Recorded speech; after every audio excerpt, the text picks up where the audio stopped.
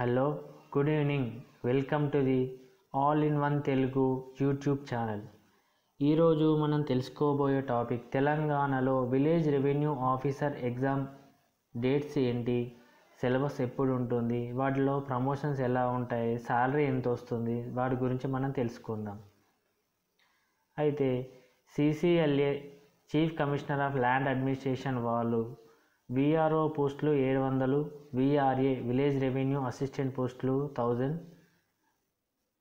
Sanction చేసి ఆర్థిక శాఖ ద్వారా పర్మిషన్ ఇచ్చారు. TSPSC ఎగ్జామ్ పెట్టడమే తరువాయి.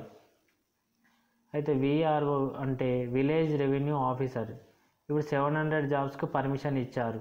ఉమ్మడి రాష్ట్రంలో పోల్చుకుంటే ఇప్పుడు వాళ్ళు అనుమతినిచ్చిన ఉద్యోగాలు చాలా ఎక్కువ అండి. ఈ అవకాశం సద్వినియోగం చేసుకొని కంపల్సరీ మీరు ఉద్యోగం పొందాలని నేను కోరుకుంటున్నాను. అయితే VRO సిలబస్ ఏంటి అని ప్రతి ఒక్కళ్ళు నెట్లో సెర్చ్ చేస్తున్నారు. యూట్యూబ్లో కూడా నేను కొన్ని వీడియోస్ చూశాను.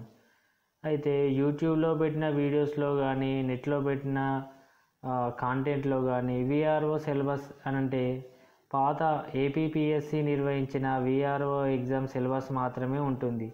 దానిలో general studies 60 marks, arithmetic skills 30 marks, logical skills 10 marks, total 100 marks అని అప్పుడు APPSC వాళ్ళు నిర్వహించిన ఎగ్జామ్ సిలబస్ మాత్రమే నెట్లో ఉంటుంది.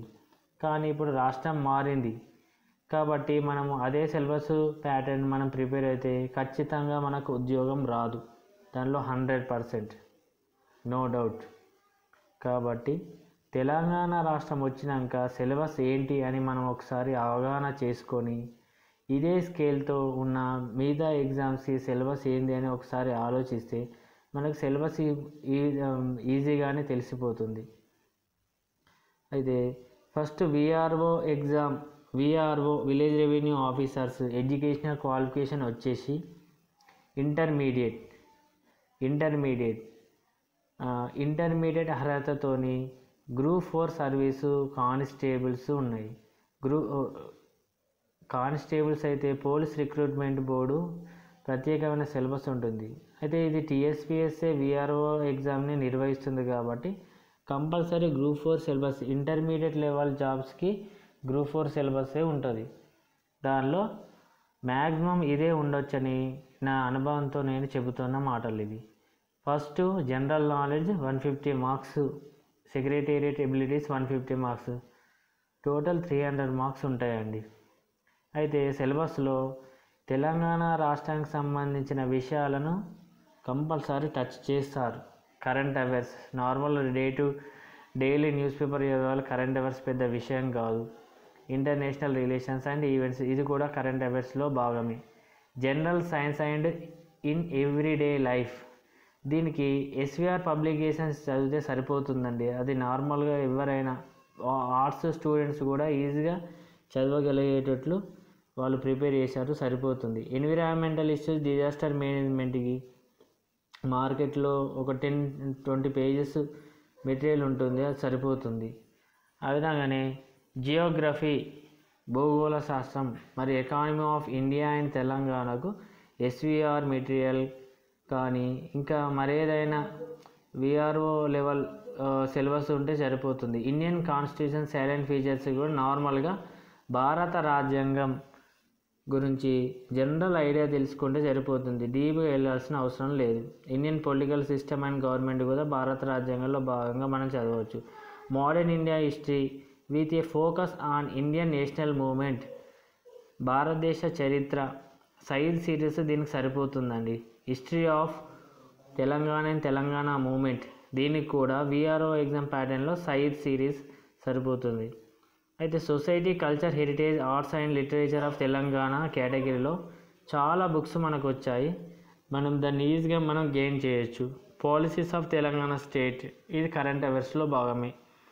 అంటే పారిశ్రామిక విధానం, హరితహారం, ఇంకా ఇలాంటి తెలంగాణ గవర్నమెంట్ ఏమేమి విధానాలు ప్రవేశపెట్టిందో, 2 పడక గదుల ఇల్లు, ఇలాంటి పథకాలు తెలంగాణ గవర్నమెంట్ ప్రవేశపెట్టిన విధానాలు మనకు దీనిలో కవరేజ్.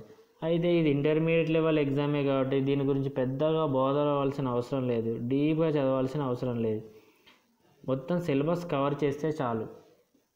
అయితే పేపర్ 2 సెక్రటేరియట్ ఎబిలిటీస్లో mental ability, reasoning, RS Agarwal book చదువుకుంటే మెంటల్ ఎబిలిటీ, లాజికల్ రీజనింగ్ సరిపోతుంది. దాంట్లోనే న్యూమరికల్ అండ్ అరిథమెటికల్ ఎబిలిటీస్ కూడా అరిథమెటిక్ రీజనింగ్లో భాగం. ఇదంతా ఈ 3-4 సెక్షన్లు ఇచ్చారు కానీ మొత్తం అరిథమెటిక్ రీజనింగ్ అన్నట్లే. కాంప్రహెన్షన్ వచ్చేసి థర్డ్ పార్ట్ కాంప్రహెన్షన్ వచ్చేసి ప్యాసేజ్ ఇస్తారు, ప్యాసేజ్ వేగంగా చదివి మనం కింద ఆన్సర్ చేయాలి. దానిలో ఇది మెయిన్ స్కోరింగ్ కాంటెంట్. ఇది కాంప్రహెన్షన్ ఒక్కటి చూసుకొని ఇది అరిథమెటిక్ రీజనింగ్ మామూలుగా కానిస్టేబుల్ ఎగ్జామ్స్ ప్రిపేర్ అయినట్లు ప్రిపేర్ అయితే సరిపోతుంది. ఈ విధంగా ఉంటుంది. దీన్ని మన నెట్లో చాలా వెబ్సైట్లు వక్రీకరించి పాత సిలబసే పెడుతుంది.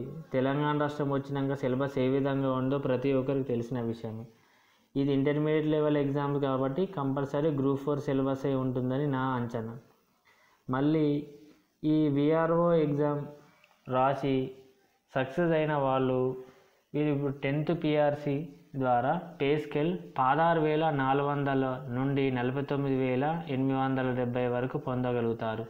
అంటే DA, TA, HRE అన్నీ కలుపుకొని ఉద్యోగంలో చేరిన మొదటి నెల వారు తీసుకునే వేతనం 20,000, అక్షరాల 20,000.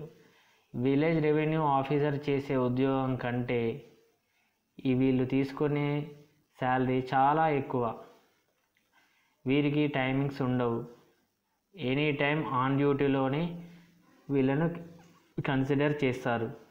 కాబట్టి ఈ విఆర్ఓ ఎగ్జామ్ ద్వారా ఉద్యోగం పొంది మిగతా వేరే ఎగ్జామ్లకు కూడా ప్రిపేర్ అవ్వడం కూడా చాలా సులువైన పని.